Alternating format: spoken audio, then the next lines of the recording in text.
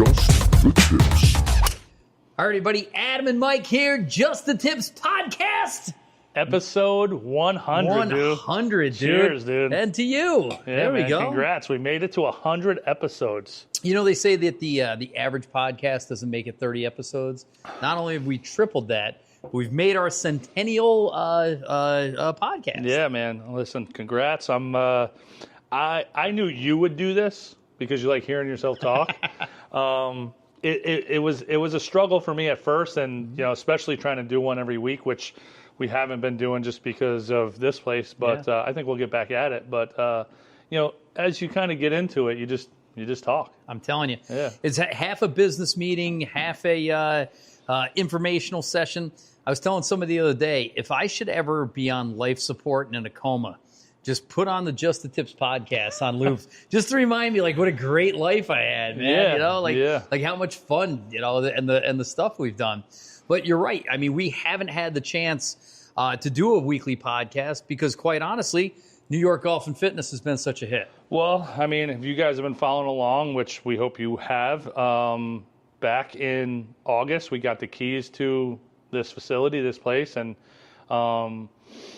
we got to work. Yeah. We got to work, and we weren't able to put out the content that we were used to be putting out, whether it was just daily shorts, little skits of us playing holes, or these podcasts. Yeah. So just the stuff that we'd been doing, and all that hard work and creative energy, went into this place. And again, I kind of look around and 55 gallons of black paint. 55 gallons of black paint. That's it. But that was the thing is, somebody asked me the other day, I saw Steve Owens the other day, who's a good friend and a longtime Rondout player, and he said, how you guys making out? Everybody says it like is everything okay? And I go, I never worked harder for so little money in my whole life and loved it more. Yeah. Yeah, I will say that. You know what I mean? Like, the place is doing great. Yeah. Right? We're trugging along and, doing everything that we can to just keep everything moving, keeping everything going. But I love it. Dude, I find myself like I mean, I'm not home very much, but but I am home, I'm like, I'm going to go. I'm going to go to the gym. I'm going to go to the facility, Well, somebody said, you guys get in at 5 o'clock in the morning. Sometimes you don't leave till 7, 8, 9, 10 o'clock at night. And I go, yeah, but we built a place we don't want to leave. Yeah. I guess if this was, if I was washing dishes in the back, I'd be like, I can't wait to go home. Yeah. Not that I don't love my home and love my wife, but at the same time, I don't love doing dishes. I don't love doing dishes, but this is a cool spot to be. But, kind of we went from getting the keys to the place to working like a maniacs in here, and it was basically just you and me for 99% of it. Yeah. Everything from electrical and plumbing to carpet and painting and and putting up TVs and hanging launch monitors to all of a sudden there was people in here with us, and it was like immediate. Yeah, I try to tell people that because we do still have a couple projects we want to really fine tune. And every single time where we wanted to do the padding, it was like, all right, I think we can do it today. And an hour later, the place is starting to fill up. Yeah. And you can't do it while they're in here. So basically from, I don't know, I'll say November, but it's probably more mid-November to late November till now. Yeah. This place has been full. Yeah. And now, members are starting to get outside a little bit more and things like that, to where we have some time. We have time to do podcasts. We have time to do our projects and stuff like that. Hey, shout out to the Steve Dresser Academy down in Myrtle Beach. We were just finishing the end of a vacation and had a terabyte worth of footage that we meant to deliver to True Blue in Caledonia. And I spoke with them. I talked to them on the phone. They were great. They've always been absolutely great to the whole Just the Tips team with everything that we've done with them and they've done for us. I spoke with them and let them know, and they're completely understanding, and they get it, So we went all the way through December, January, February, and right through March with this place packed with you forget taking a day off. You couldn't take an hour off. I know, right? Man. And then all of a sudden, just like we planned, that more people were trending outside. We wanted to be outside. And, again, the gym is still doing a brisk business. There's still people coming in. But finally, Finally. And you think about it, it's been all of September, October, November, January, February, March, April, May, right? It's now 8 months where we're finally like, okay. Dude, I feel like August when we got the keys and started like bringing things into this place. I feel like that was 3 months ago. That was 8 months ago, dude. Yeah. That's crazy. And not for nothing, this winter flew by. Yeah. People tell me it was a terrible winter. Yeah. They said the weather was terrible. It was 70 degrees in here. You know what? I wouldn't know because I was never outside. I never saw it. You know? I didn't see my house in the daytime for like months. For months. I was like leaving at 4:30 in the morning and getting home at 8 o'clock at night. And every time I was in my house, it was dark out. Yeah. Yeah. So the good news though is like I said, we've able to take our collective breath, catch up on a couple of promises that we made to clients, Yep. And then really kind of take stock and revisit with the family for a night, get caught up on a few things around the house, and then you're standing here and all of a sudden it's quiet for a minute and you go, what we could do? Yeah. We could do this project. We could finally finish this other thing over we here. Could play Tie Hill Farm.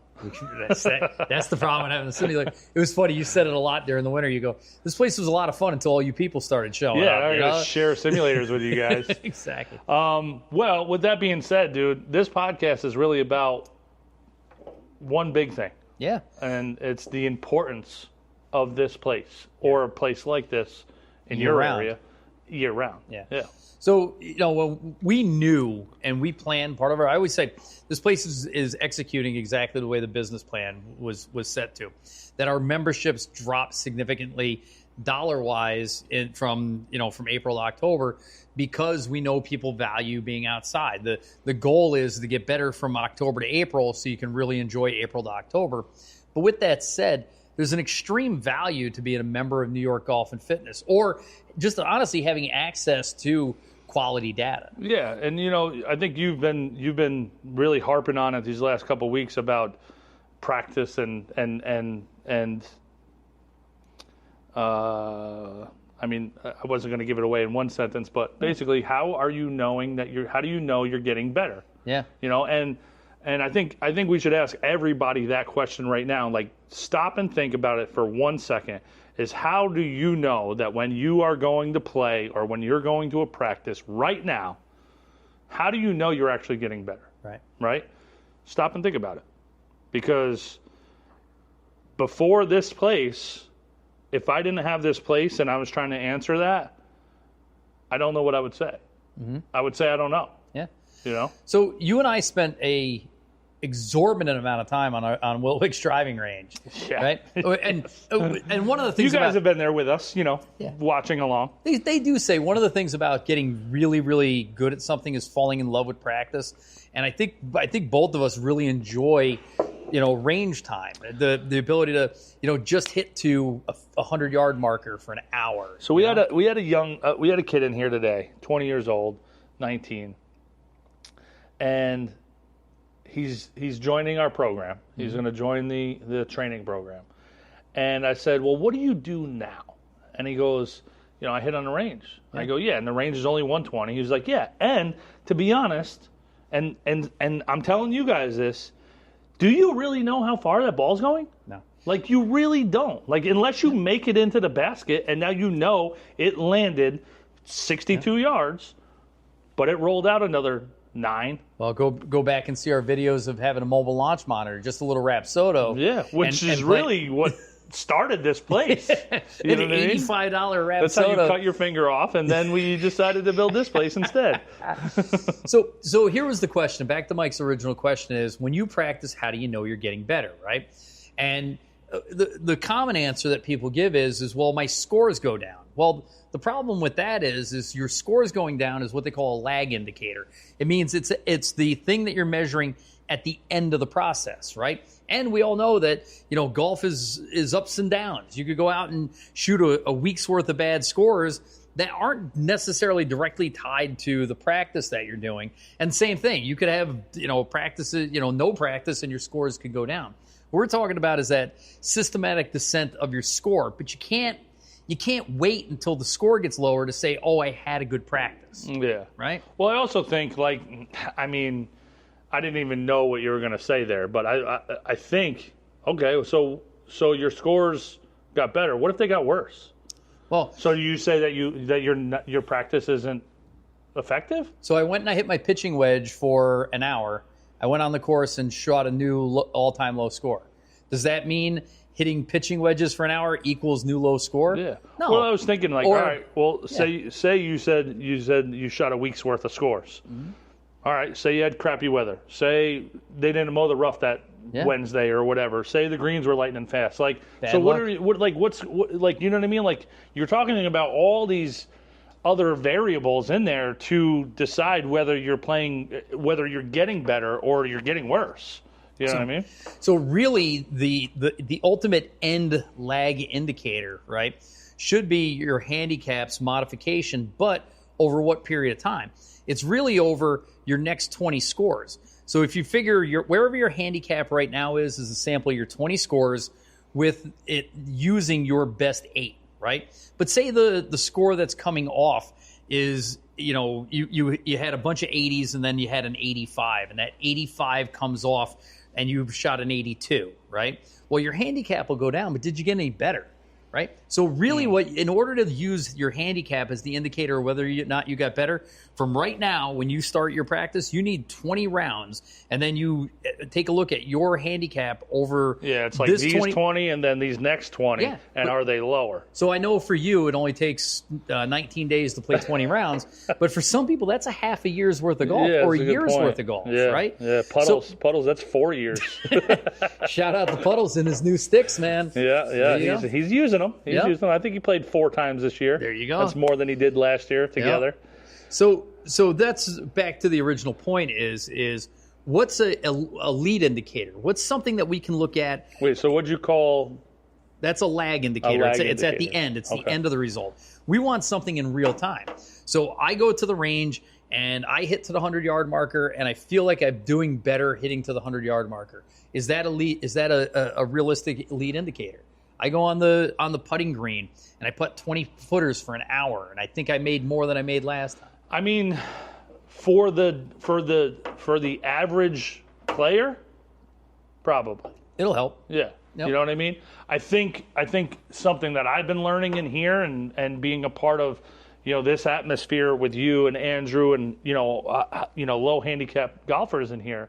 I think there's something else that needs to happen before you just go, okay, I'm hitting this club to the 100-yard marker or around the 100-yard marker, because that was me last year, right? Like I had a nice, easy pitching wedge that would go 100, right? Like just like a little 3/4 pitch wedge, go 100, go 100, go 100. Get on a course, and I got 100. I don't know how comfortable I am with that because it was like around the 100, you know what I mean? But now, what we've been doing in here is we're figuring out. And I was trying to tell somebody this the other day. I said, you're not trying to hit 100, right? Yeah. You're not like taking this club and trying to make it go 100. Yeah. You're trying to find what swing with what club goes 100. Yeah. Right? Like you're not trying to make a club do a certain thing. Yep. You go and you swing, you do your half swing, you do your 3/4 swing, you do your full swing, and then you do that through 3 or 4 clubs to find out which one goes to the 100 the most consistently. Right. And then that's your 100-yard club. Yep. Now, obviously, there's other variables in there with like flighted and rough and whatever. But I will say, like the player I was last year and the year before that was clueless compared to like the things I'm learning in here. So the purpose of this podcast is to talk about why New York Golf and Fitness is open year round. Why, if you have a place to practice or a place to play, would you want to drive across town, come in here, right? So one of the big things we have is the ability for you to track your scoring, track your practice, and see if you're getting better, right? So one of the things we've been using a lot recently is these distance challenge games, right? So I should back up a little bit. The first thing we do with most of our members, once they get comfortable with the equipment, is run them through a 60-shot combine. You've done the 60-shot one recently, right? Yeah. And, the cool thing about the 60 is it goes through your whole bag, goes through like all these structured distances multiple times, up and then down and then up and then down again, I believe. Yeah. Like, I think that's how it goes. And then at the end, it spits you out a chart. What is that, a bar chart? Bar graph, yeah. A bar graph, right? And it tells you, all right, your 60-yard shot, this was your score. Your 70-yard shot, this was your score. And goes through the whole thing and kind of gives you where your average is. Call it 700, right? But it'll show you, your 80 was like a 580, and your 150 club is, a 400, and like all these little spots where you're below your own average. Yep. So then what we do is we identify the ones that were most egregious, the ones just scored the lowest with, kind of assuming those are the ones that are holding you back the most, or the ones that you have the least familiarity or least amount of comfortableness with. So we'll go to say, hey, you scored very low in a 60-yard shot. So we'll put you on a 60-yard challenge where you can hit 20 shots into 60 yards, a little different looks. But long story short is at the end, it'll give you a score. Now, perfect. If the ball went in the hole all 20 times, you'd get 1,000 for a score, right? So obviously nobody gets that. But if you're struggling to get the ball on the green from 60 yards, your score might be 200 or 300. So I think what's exciting is once you show somebody this and you go, hey, listen, I want you to hit your bad shot, your 60-yard shot, and they come up with a number like 282. The first thing they ask is, can I do it again? The answer's like, yeah. Right? Yeah. And then, 289. You're like, oh, all right. Well, and then, hey, Adam, what am I doing? Okay. And then we can start talking about Tiger's clock drill, from, half swing, 3/4 swing, full swing. We can start talking about Tiger. Did Tiger do clock? Oh, all the time. Yeah. Yep. Who else does clock? Who's that? Bryson. But he does it by 30s. His is He's like 9:30, 9:45, 9:52. His is an atomic clock, a digital clock. He's a Rolex alarm clock, that guy. So the other thing is, it gives us the opportunity to have a conversation with people about, like, hey, just because your 60-yard wedge goes 60 yards on a full swing doesn't mean that should necessarily be your 60-yard club. We talk about flighted wedges, and we talk about if it's downhill or if it has a backstop, if you have to carry something, and really what's most accurate. But I think what's exciting to see, especially with some of our higher handicaps, you get folks that are 30s and 36 handicaps, and they're going from 2 and 3. I'll give you a perfect example. Mrs. Paddock, we're going to get divorced. And when we get divorced, it's going to be because she won't hit the ball on the green from 60 yards. She'll take 3 chips to get on there. A 20-yard chip, a 20-yard chip, and a 20-yard chip. She got the 20-yard chip down, though. Oh, but just hit it on the green. Just hit it on the green. But to her credit, she came in, she worked this winter, and she's got a stock shot from 60 yards that can hit a green. And then she makes a 3-putt. 4-putt. But she'll make a putt or miss a putt. You should film it. But literally going from, consistently having 1, 2, 3 10s on a scorecard to none. And the difference is, hey, I struggled to get the 60 yards. I hit a drive and 3 chunk shots, and she hits great drives. Like, she bombs drives. Yep. And then, but she gets in these, like, unfamiliar distances. That's what it is. Yeah. It's unfamiliar. It's you're not comfortable. Now she's on the top on the 30s in the handicaps, but here you are sitting here mid single digits saying the exact same thing. So I would say for me, and not that you chunk it that many times to get there. I do got that 20-yard chunk. I would say this though, like to me, and to a lot of people in here around my handicap, don't have those things dialed like stock. You said stock, right? Like when I spoke with Andrew and he was like, hey, and I listen into him when he's giving lessons and stuff like that. It's like, find what your half swing lob wedge is. Find what your half swing sand wedge is. Find what your half swing gap wedge is. Mm-hmm. Now find what they are. Whatever they are. Could be 47, 56, and 61, right? Mm-hmm. Whatever they are. That's your number. You're not trying to hit something, a different yardage with that swing. Yep. Then go to 3/4 swing with all 3 of them, and it's going to be a little bit further. And they're going to stagger each other. So just because you have, like you said, I forget what you just said a little while ago, but like you have this distance. Yeah. You said 60. You're like, that doesn't mean you hit your lob wedge. Yeah. Just because you're close. Yep. It might be your half swing sand wedge. You know what I mean? Because that's more consistent and reliable. Yep. You know what I mean? Your half swing sand wedge might go 60, whereas your 3/4 swing lob wedge, you know what I mean? Like might go 52.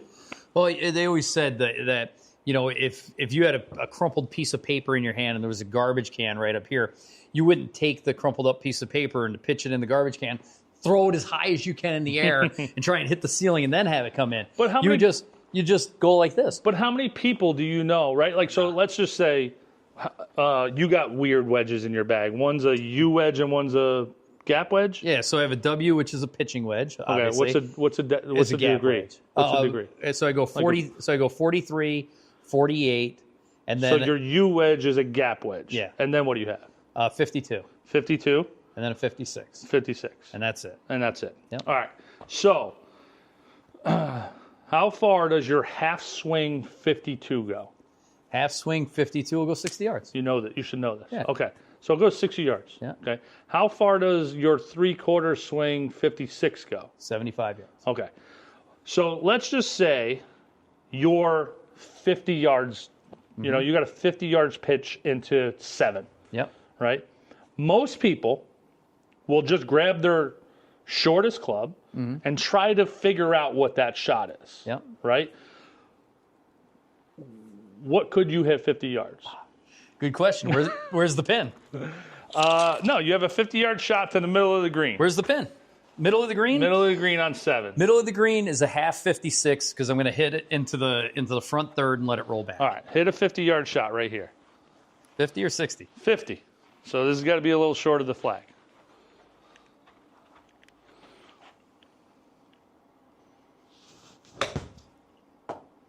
$49.9. Look at that. Okay. Now, most people, what they would have done was like, hey, I'm close to the green. Yep. Let me grab my shortest club and then just feel it out. Yep. Right? But what we're doing in here is figuring out what yardage we hit each club. We don't try to figure out the other way around. Like we're trying to figure out each club in our bag, half swing, full swing, 3/4 swing, everything like that. Yep. 49.9 carry, dude. There you go. I'm glad you actually performed under pressure like that, dude. Listen, that's Surprised you didn't shank it. That's what people say. But if that pin's up front, right, I'm still going to take the 56 front of the stance, but now it's a 3/4 shot, but it's going to go straight up. You know? 39. Get 40. up. Get up. Get up. There you go. Still rolls out to 46. Yeah, but that's a front pin. Yeah. All right, so let's we're going to dive into this a little bit more. But then, sorry, you got that 60-yarder just sitting there. So I got a 60-yarder. That's my half swing Get down. lob wedge. Yeah. Right? I have a 58, which my old 58, I never touched it. Yep. Like I literally, it was nothing. I would use it to get out of like a deep bunker, but I still couldn't get out. So I used to call it window dressing because if I saw him taking out the 50, it'd be like the guy would be cleaning his 58, and I'm like, you don't have to clean that one. It's never been used. It's just window dressing, you know? Yeah. But again, you're in the face of a bunker. You need to hit over a pine tree. Yeah, or and something. like open up the face and, Yeah. whatever. But let's see if I can do it under pressure. A little half swing. The half swing, 58. 66 yards. Smoked it. We'll edit that. We'll edit that out. No. Just all jacked up. I know. So, Half swing. And that one went 50. nah, it's all over it, Yeah. you know?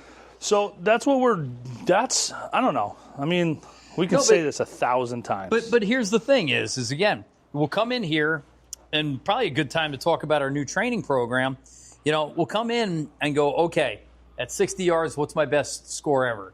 850, okay? So I got to see if I can beat 850 in this challenge, right? And not with these that shots. Jeez. But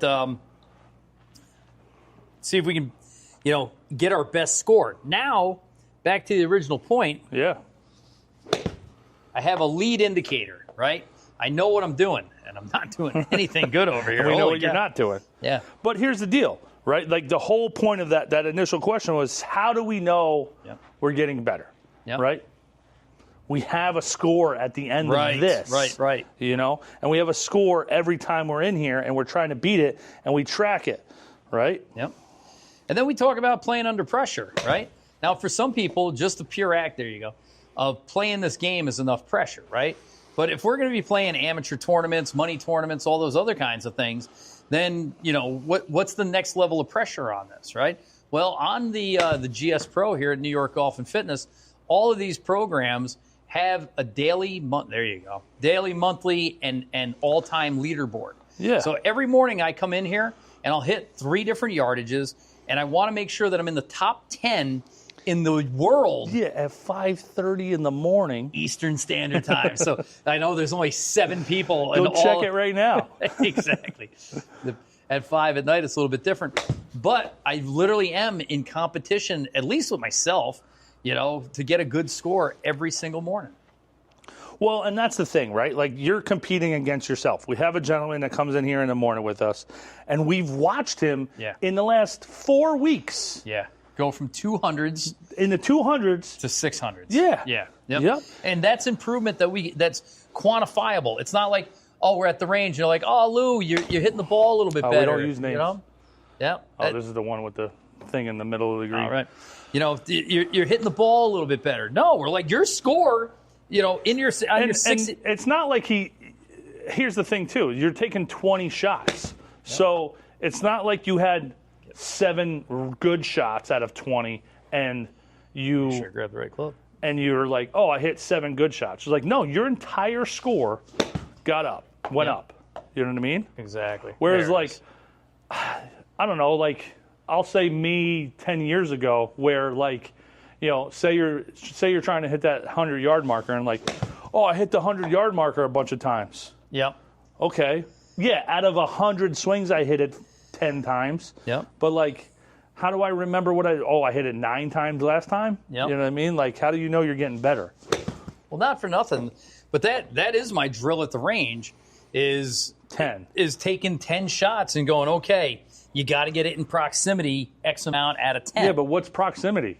Well, on the hill, on the knoll, and you're like, okay, I think that's on the knoll. Yep. And it is, and again, you're looking at a long distance, So, but long story short is again, every single day we can come in here. This is such a cheat code right here. Just being in here is such a cheat code. So, Mike, we were one of the early rounds we got to play this year, and I was on number 15. Well, a good shot. Get in. And I hit it over in the trees on my drive, and instead of just hey, I'm going to punch out of the trees, I was like, if I can get this to 75 yards, I think I got a really good chance of getting up and down. Yeah. That's a crazy thought. So to be able to okay, so where's 75 yards? Okay, I punched it up there. Dude, it was a little moist out that day. I took a beaver tail of a divot. That ball went, it hit behind the pin, took 2 hops and stopped. It was amazing. Yep. So we were at the Swan a couple weeks ago, and I got myself out to 60 yards. Yep. I punched out of this shit, and 60 yards. Threw it to 3 feet, made the putt. Yeah. I was 60 is my number. Yep. Clearly. So they say that that 50% of your shots are going to be taken from 100 yards and in. But, everybody comes out, and when they want to practice, the first thing they do is grab the driver, take 100 swings, wear themselves out. Yeah. It's these challenges that not only are they fun, but by the way, they're a little bit easier on your body, right? That's not good. That's not good. Yep. So actually, I put together the Myrtle Beach Steve Dresser Golf Academy video, which we were down there with Stuart and Dave. And there's a lot of nuggets in that video that I went through and watched a lot of it about what they say to us about those shots inside 100. Yeah. And this is your way to figure it out. Yeah. Yep. So this is about consistency too. So not for nothing, but when we made the pivot into April. We finally got a chance to take our collective breath. I mean, Mike, we've been working out all winter, but it's been, hey, a quick hour of lifting weights. Not a lot of cardio. It's just basically maintenance strength training, right? Yeah. But when April rolled around, you created a new workout regimen that, to be honest with you, I wake up earlier to get here than I ever had before. And again, I leave the house at 4:30 in the morning, but I come earlier to get here and I stay later and I look forward to it more than I've ever looked forward to working out before. Same, dude. And like, I feel better throughout the day. Like I'm happier. Yeah. I know that's hard to believe, but no, I feel great from it. Because I'm like, wow, you know what I mean? Like, everything we did, we do 3 20-minute clips of things, and just feel good. So we have an A day and a B day. So our A day is we come in, we do 20 minutes of guided yoga. Now, I would love it if we had a yoga instructor in here, but long story short, these are big TVs, and there's a million great YouTube videos, and we're being guided on YouTube by yoga for golf, yoga with Adrian, yoga for upper back pain because my back is hurting one day. I noticed like sometimes he puts specific ones on for him, and I'm like, I don't have upper back pain right now. Well, I did do the hips one for you and our other client. But long story short is 15 to 20 minutes of really good stretching every morning. It's like amazing. I mean, eventually I'd like to just get like 3 other people in here just stretching us. Yeah. So I don't have to do anything. They just like put my leg behind my ear and stuff like that, so I don't have to do it. But that's it. Yeah. But then we do 20 minutes of shot challenges, just like we're seeing here, right? 80. So this is our 80-yard challenge. You got 80? I got 80 all day. So that's 80 for me right there. All right, between the two of us, let's see if we can score 800. Nope. What are you talking about? What are you talking about? So, did I go in the hole? No, good shot. So then we do at least 3 of these, right? So 3. Now, when we were down at the Steve Dresser School, too, Stuart had just turned 50. He plays on the Champions Tour on some of their Monday qualifiers and stuff. But he also talked about being older and being on a pitch count, right? So some days the only practice I get is those 60 shots we hit, but that's how many he hits. Yeah. Right? That's what. But so they're important. Every one of them's got to count. Great. He is great. Some people, and if you noticed, like, what is that? What club is that? That's my 52 degree. That's my full swing. That's my 80-yard shot. Stock. What we've noticed, right, is like some people can't leave after 60 shots. You know what I mean? They're just like, they have to hit for 3 hours. Couple more, and they're trying to like figure that out. Yep. I think we need to be, as owners, aware of that and be like, listen, don't overdo it. Don't overdo it. I tell you, I'm very cognizant of the high school kids. I figure these adults can figure it out because they have to take so much Advil the next day. Right, but you don't want people like, we don't want people like not coming in tomorrow because they're hurting from, But, so these 60 shots are great. And then it's my favorite thing in the world. You guys have all seen those YouTube videos or TikToks or Instagram Reels with, the Rory McIlroy workout or the all golfers should do this workout. And it's all these cool cable rotational kettlebell drills. But guess what, man? We're doing all that stuff. What was that one you had us doing today with the landmine? Oh, the landmine twist. It's like a clean and a press. So it's a single arm clean to a rotational press. So good. It's good times, I'll try to show it on camera here. It's like the landmine's laying this way. You pull up, and then you twist and push. So good. Where'd that go? Oh, 600, 700, 800. But so that one was super What are we impressive. trying to get? 800 between the two of us. Okay. So we're at 865. So up on top, it tells you what the last shot was in red and what your average is in gray. So that's a little short. It's going to roll back. That one's going to get apart. Stay. Right? Stay. Good. So that's our A day, right? And then we come in on B days, and B days is 20 minutes of cardio, which is, I think, 20 minutes more than I got all year. Yeah. But like I said, one of the things we notice is out there walking, it's like, hey, you know what? You got to get that cardio time. Got to make time for it. So now we made time for it.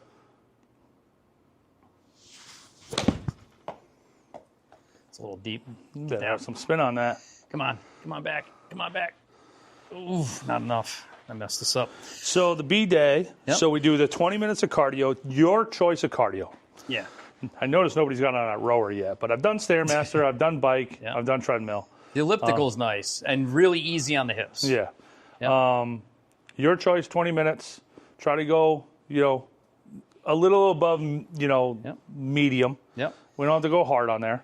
And then we come out over here, do longer club drills. So one of the things that's been helpful is, again, being on a pitch count, but at least three times a week, a 30 swing challenge where you're swinging as hard as you can 30 times, right? And usually with a driver. Are you going to help out on this at all, or do I have to do all the work? That's good shot.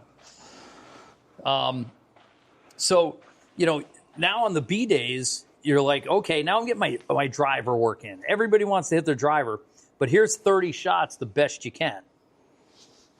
As hard as you can. Yeah. That is a good shot right there. There you go. 30 shots as hard as you can. Yep. Right? Obviously, we do a little bit of a warm-up first, probably like 10 smooth swings. Yep. And then we get after it. Yep. And then it's usually after that is 20 minutes where I've noticed it's been more, weight specific. But like I said, it's not just weights. Like it always seems to be weights and balance, right? Right. Settle. Oh, that's gone. Watch this. Too much spin. Too much. Where 9,700, yeah. Spinning that thing. By the way, if you guys want backspin where the ball just stops and rips back, it's got to be right around 10,000. 293 I just got us. That was great. That's good. Drop this all the way to set. I'll just knock it in the hole for 1,000. But so what are some of these exercises we've been doing? Because they're like super challenging. So it's like a single arm chest press with your legs raised and a balance. Yeah. So it's like you're getting your weights workout in, but it's all of its core and its balance. Balance, stability, everything. So, you're still getting in that chest workout, but it's not a chest only workout. Right. It's not like we need to bench, check. 300. Yep. We need to stabilize the shoulder.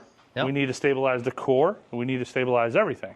Yep. So instead of going heavy with 75s like this, because what's that going to get you? Yep. You're 50, I'm 43. You don't need that 43? shit anymore.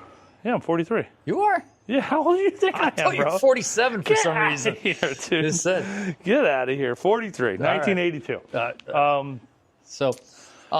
We don't need that, right? Yep. We'll maintain it, but we want to stabilize the shoulder. We want to build all those stabilizer muscles. We also want to stabilize the core and everything. What was that one we were doing the other day? A 35-pound kettlebell straight up in the air like the Statue of Liberty. Yeah, just holding it. Oh. Just holding it. Upside down, Yeah. right?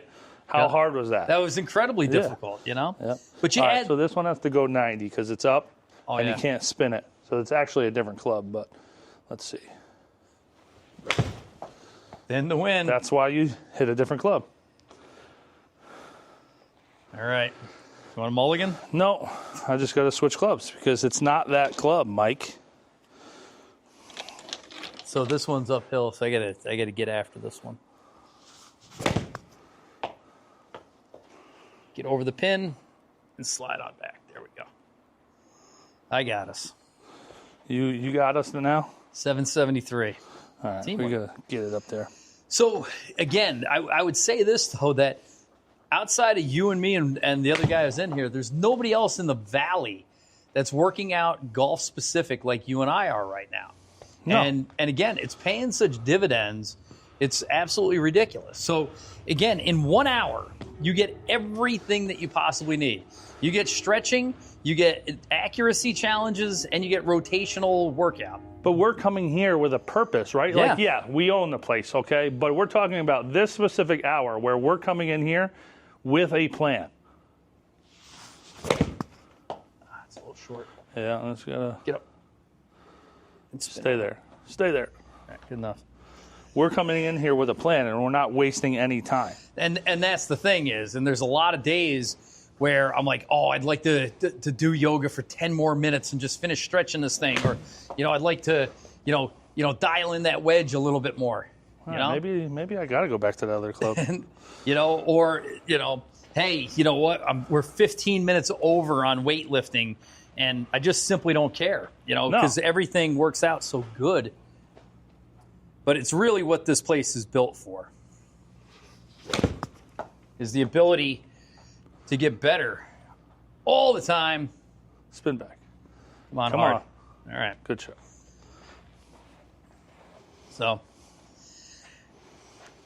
But I'm telling you, man. So how do we know we're getting better?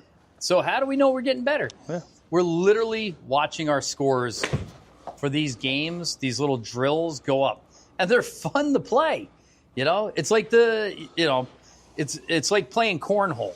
It's like, nobody goes and plays cornhole by themselves. Say this. I'm going to say this to our listeners and to the average simulator player. Yep. Spin over. They're not going to actually think that this is fun to play. They want to play Pebble Beach. Oh, yeah. They want to play Bethpage, right? Yep. You're not going to get better. Or you're not going to know if you're getting better. Well, I'd say this is the other thing, too, and that's why this place is so important. If I go to a simulator once a week or twice a month, you're damn right I'm going to want to play Pebble Beach or play, the TPC courses, because I'm not getting any chances to do anything else. Right. Nice thing about being a member here, it's like if this was in your house, this is what you'd do with it, right? Yeah. You would do these distance challenges and you would do these other fun games, right? Last shot, we're at 797. Don't mess it up. Here's the pressure. 925. Yanked it. No, that's right on it. Oh, stay in the circle. Stay there. It's right there. Nice. What's that one? 968. 968. 806. There we go. Dude. Woo! Nice. All right. So things like that, right? Obviously, we played that together, but things like that where you're getting better. You have a number, and you're like, hey, my 80-yard shot is getting better. I can measure that realistically. Right. Right?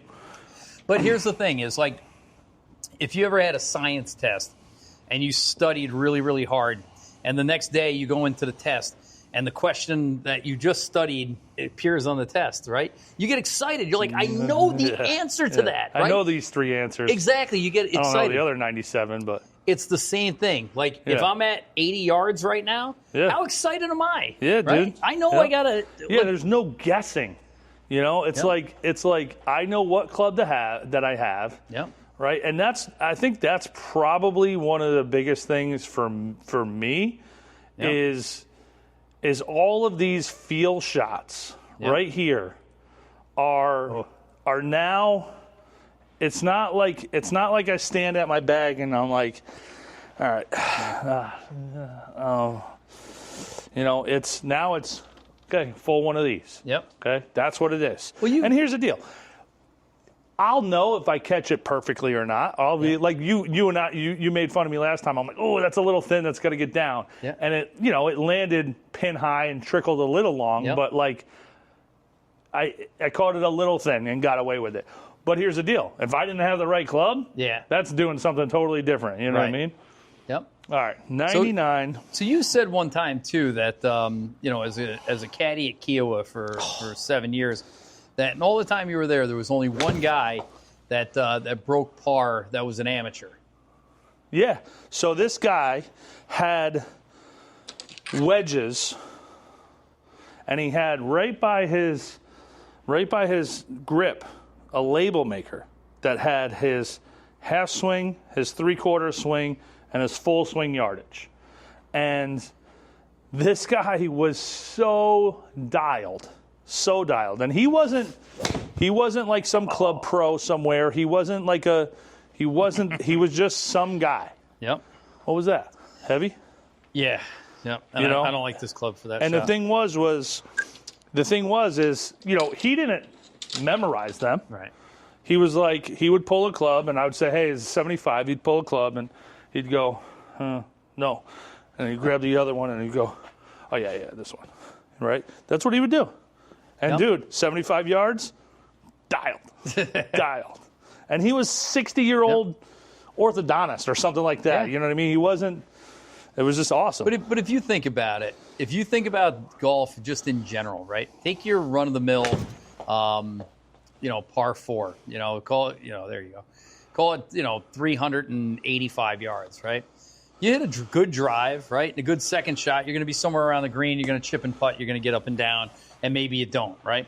But say a good drive and a good second shot is going to yield a 4.5 for a score, right? Yeah. But what happens the minute you miss your drive and you're somewhere where you can't get up by the green, right? What's that score look like? Yeah. To the average person, it's a minimum of a double, and this is where those big numbers come from. The 7, 8, 9s, and 10s, right? Well, it's really because, think about this, and I could speak from experiences, is like, well, guess what? I don't know, or I didn't know that I should be playing that out to a number. Right. Right? I'm just trying to hit it up towards the green. Hit the 3-wood out of the cattails. Realistically, you should be hitting that up to a number. Yep. Or par 5s. Yep. Right? You should be hitting your second shot to a number. If you're not getting up by the green, hit to a number. And hit to a number that you want. Yeah. Right? That doesn't mean, okay, driver 3-wood. It doesn't mean that. Dude, I played a couple par 5s on here and out there where it's like driver, then it's 7-iron. I was just about to say, I birdied 17 at Wiltwick a handful of times already this year. And it's a shameless. It is. I was playing pretty good. Yeah. I eagled the hole. But a couple of times were a punch out from behind a tree. And but it was just getting inside of 100 yards gave me the opportunity to get that birdie, By the way, this is a proximity challenge. So these shots that end up in that bunker. They're actually high points. That was a 791. Yeah. Because of the yardage. Yep. Got to swing this club, though. Yeah, that's not getting up there. No. Like, if that bunker wasn't there, it takes 2 hops and rolls right up next to the pin with that bunker there. I got to come at this one a little bit different. It's still 716. But again, it's this kind of stuff that, are you going to go to your local driving range and spend $25 on a bucket of balls to hit 60-yard shots? Yeah, exactly. That's a really good point. It's a really good point. The answer is probably not, right? But you come in here, it's temperature controlled. We're nice guys, right? And we're like, one of us is.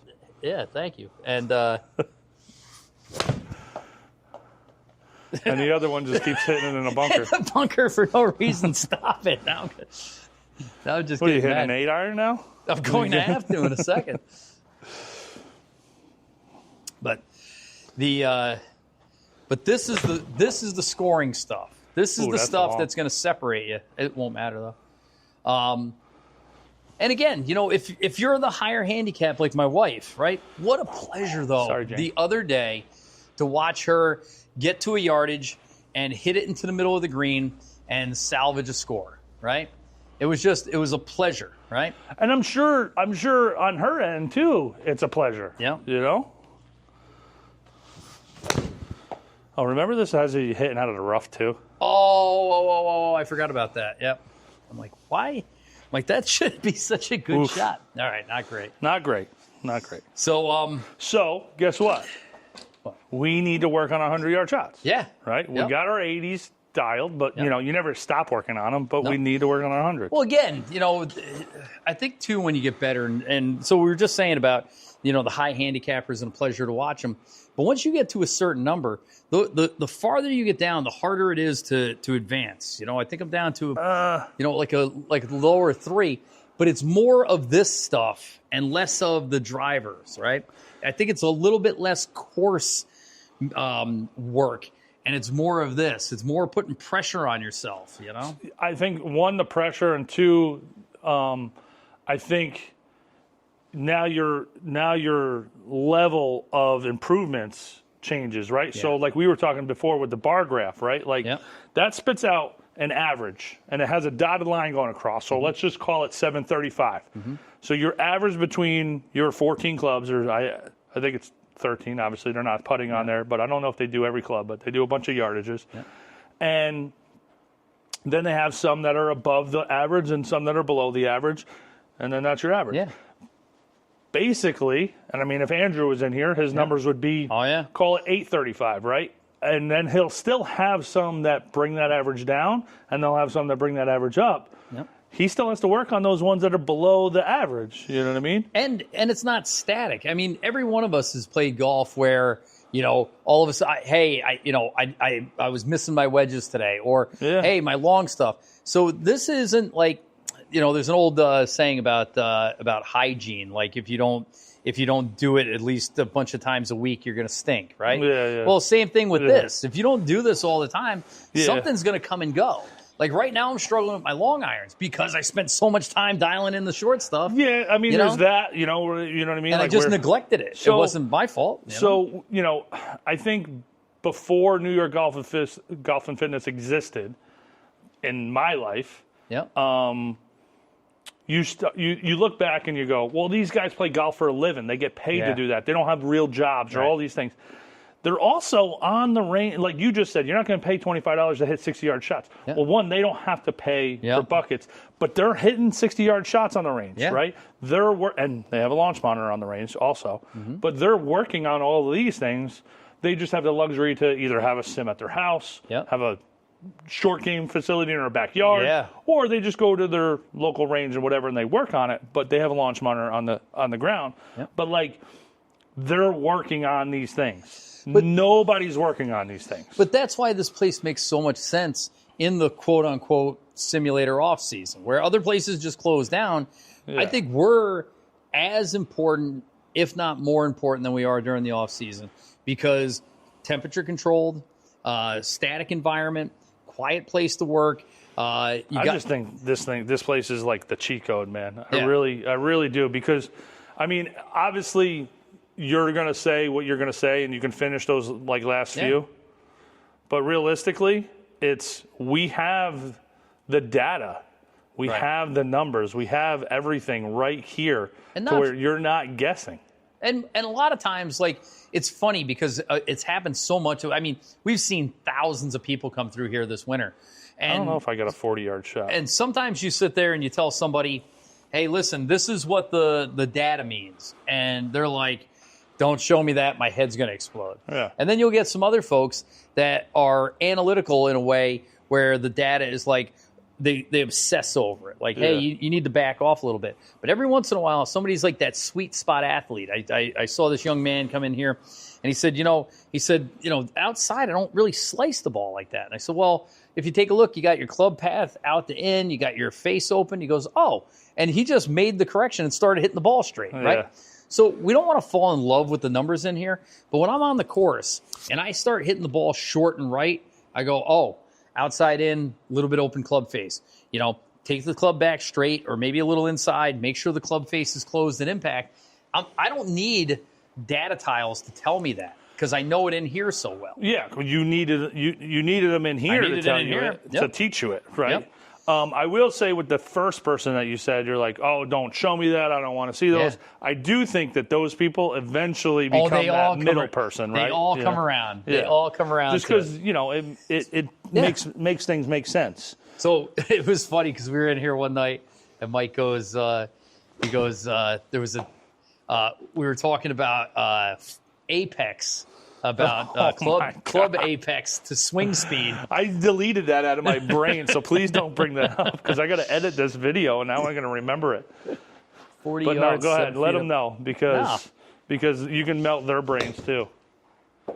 48. 48.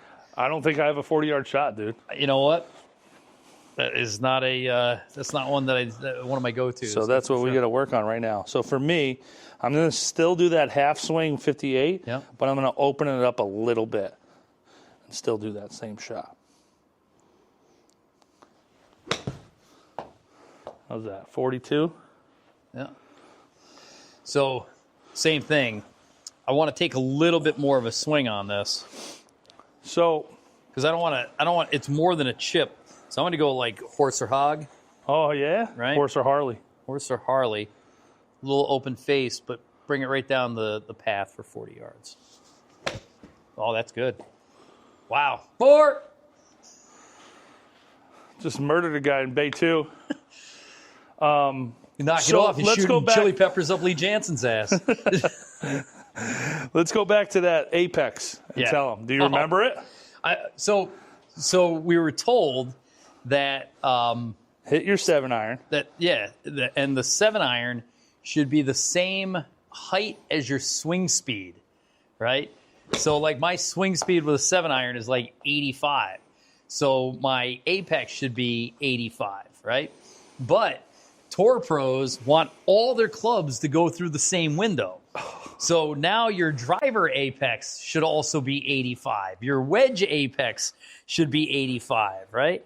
And I go, geez. On stock. On stock. So your 7-iron swing speed. Is that too much? No. Your 7-iron swing speed Yep. is the same as your apex. It's the same as your apex. It's what we were told. And then Yep. the rest of your clubs Should all go the same should height. fly through that same height. Yep. Exactly. So it's a window. So tour pros their stock is around 95, right? Most of them are staying under 100. Although I was just watching the Cadillac Championship, and the one dude was like 105, right? But that should be all your clubs, right? Now all of a sudden you go, all right, you got some geometry working here. I like that little pick shot. I was trying to do the same thing. I think it's a little bit too far for horse or hog. It's a little too far for horse or Harley. This might be a. All right, so let's this go might back. be a back of the stance. No, hang on. Yeah. We're going to tell these folks. So whatever your swing speed is with your 7-iron. There it is. Nice shot. I got it. Whatever your swing speed is with your 7-iron. Yep. 85 miles per hour Yep. is also the height it should go. Yep. All right, so after we finish this, we're going to do one more shot or two more shots, and then we're going to shut it down and go to the 7-iron. All right. That's way too much. Oh, yeah. I didn't get under that. Forgot what you were doing. I think so. So by the way, I figured this out. So this is a more open stance, back of the stance, right? Choke down. So it's like a chip, right?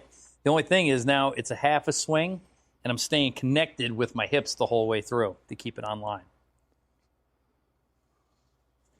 Nope. He's figured it out, ladies and gentlemen. one more Figured time. it out. Figured it out. One more. That How many? thing- One the- more hour. That should be the motto of this place. Yeah. Just one more. Well, just one more. It's a different shot. It switched on you. Doesn't matter though. Yeah. 40 yards. Good shot. All right, so let's go to the range. To the range. Bruh. So again, once you get deep into club fitting, club Right. speeds, all this kind of stuff, you can go down these bizarre rabbit holes. But for me, like when we're starting somebody up, I don't need them to have 55 tiles up here. I usually look at, if we're working on driver, I'm looking at swing speed, backspin, and side spin. Those are the only things I'm looking at, right? If we're working on the irons, I do like total distance and carry distance. And then for everything, swing path is important too. So swing peak height is 99. Club speed is 88. And that went 192, 7-iron. 192. So I got to either swing harder or get the ball lower. So 99's high.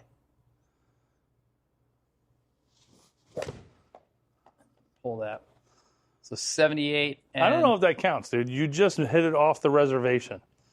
So what do you got? Club head is, I'm within 2 miles an Yeah, hour. but that swing don't count. 7-iron. Coming at you. There you go. 81 and 95. So, what was I? 88 and 88 and 99. 9. All right, so we're gonna swing harder, but also keep this lower. Wow, mine is monumentally high for me.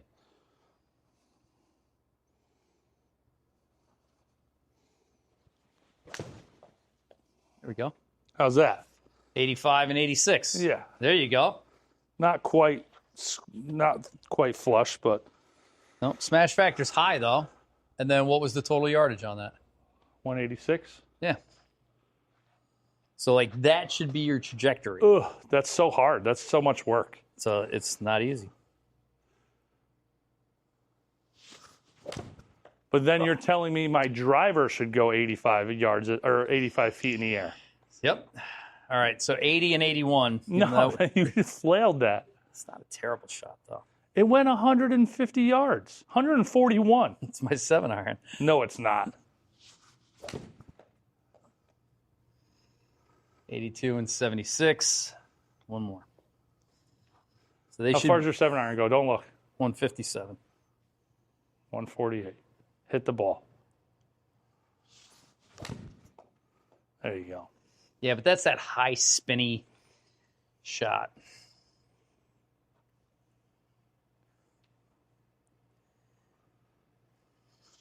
There it is. 147 carry, 94, 82. Yeah, just hitting it a little high. And that, so also, not for nothing, but that could be an indicator, like I might need a little bit of coaching right now. I know a guy. I might have to give Andrew a holler. Or just move it back in your stance. It's another option. Strengthen the grip. Don't take coaching from me. Back in the Peak height, stance. 3.6. My driver can go the same.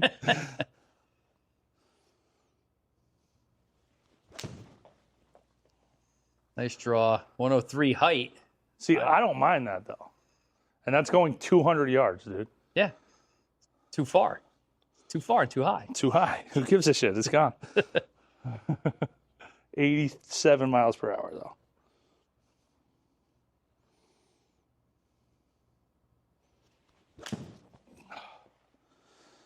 It's too far back in the stance. So it's funny because, I don't normally think about adjusting my height. I don't think anything about the height of my ball. Me either. Right? But when you take a look, and guys, here's another piece of data that we get into, right? So if we're just taking a quick look at like Mike's bunch of shots. So we can take a look here at height, spin, angle, apex. 103, 102, 93. Kind of all over the map, right? Over the last, handful of shots, right? So that might be something that Mike wants to work on, By the way, this is one of our other most favorite things in here is, look at that close at impact. Ready? Yeah. Oh, that was good. Oh, that was square. It doesn't get any more square than that. And from the front, there you go. Apex 101, carry 177, So we got all that data on here as well. I think that's probably more my favorite range to hit on. This is prettier. Yep. The numbers are easier to read with the in and out and stuff like that. But look at that ball flight. It's not bad. So then the question is if I'm right around 100 for my 7-iron, I should be right around 100 for my driver. Now, I've been hitting my driver what I feel like is high recently, but maybe I'm wrong. Blow the microphone all over the place. So peak height is 80. So now let's go one step further. Okay. Okay. Now, somebody told you these numbers. Well, somebody told you this little statistic thing with a 7-iron, and right? Yep. That person is a good golfer. Mm-hmm. That person knows their numbers. Right. He said this is a pro thing, right? He says this is what the pros are looking for. Now is the same apex on every. How did the pros do it? What do you mean? What did they do? How did they figure it out? Oh, they got data and launch monitors and a place to practice and a controlled environment and a coach. So, all right, I don't even know what this driver is doing right now.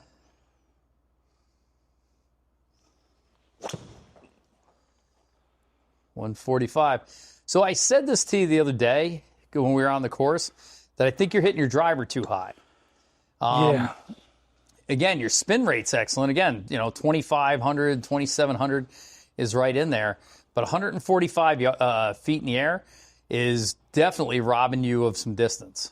Not that your distance is bad, but Yeah. I think if you could drop, 45 feet off your apex.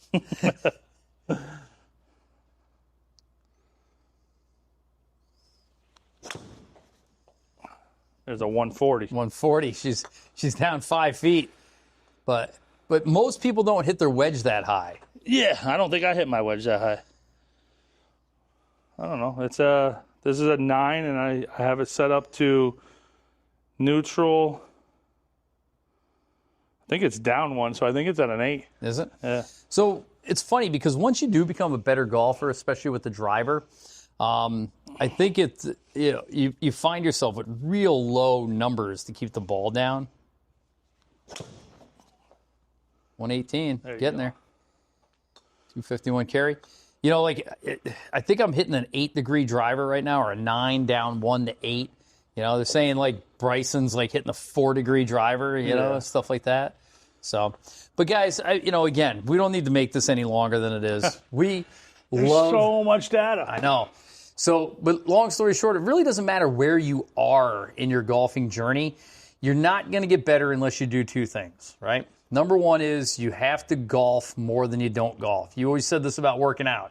7 days in a week, 4 days have to be engaged in some sort of golf activity for at least 20, 45 minutes, hopefully an hour. And playing golf for 5 hours one day does not mean, okay, I had 5 hours for the week. Right? Yeah. It's every day or every other day, but 4 days a week. And then I think the other big thing is making that practice count. If you go and you could buy a bucket of balls for $25 and you hit 25 drivers and walk off the range like you've accomplished something, unless you can say, I started here and I ended here, data-wise, you didn't make the move you need to do. And again, some of you are saying right now, no, Adam, I went to the range with a hook and I straightened it out. All right, good. How? Why? Well, I adjusted my grip or I did this, okay? Yeah, did you do a Band-Aid fix or are we working on swing changes? Yeah. Because guess what? 5 months ago, I could not get in the out on my driver. Yeah. Could not. Yeah. Like, it was probably up by an 8 was my better swing on an out to in. Yeah. And now that was a 0.1 in to out. Yeah. So long story short is again, with a little bit of knowledge, with a little bit of coaching, with a little bit of guidance, you can make monumental moves over your competition. And I think that's the last thing I got is it's been so much fun to see your friends, your neighbors, your brother-in-law, your cousin coming in here on a sly and going, I got to get tuned up. I got to beat this dude. I got to get my number down. Hey, I'm going on this golf vacation. I want to be the number 1 golfer. Your friends are in here. Your cousin's in here. Your brother-in-law is in here getting better, and you're not. Yeah. I said, so come on down. Realistically, I think it's just really comes down to, I think you said 2 things. In your second thing, I think your practice needs to be with a purpose, right? We're coming in here with plans. We're not coming in here going, all right, what are we going to do today? I think, we're coming in here with a purpose, and we're going to walk out of here with a result, whether it's, damn, I still need to work on that, or, hey, I'm getting that dialed in. Yep. So another thing is as you try to get better, as we work on this process, there's going to be ups and downs, right? The guy who was making huge moves with us in the morning, 2 weeks ago, he was ready to quit. Yeah. Because when you start adjusting, the body and the mind and all the little muscles need a couple sessions to get figured out. And we're like, oh, okay, we're doing this now. Yeah. And then it catches up, and now he's hitting the ball better than ever. Yeah, very, very impressive. And same thing, I mentioned it to somebody the other day. They said, oh, he's working out with you. He's sneaking in. Right? Yeah. But bottom line, guys, we're here for you. New York Golf and Fitness, 17 Grand Street, Kingston, New York, suite number 7. It's pretty sweet. Come check us out. Yeah, come check us out. Yeah. All right, man. Well, I'm Adam. I'm Mike. Just the tips. Episode 100. 100, dude. Woo! Just the tips.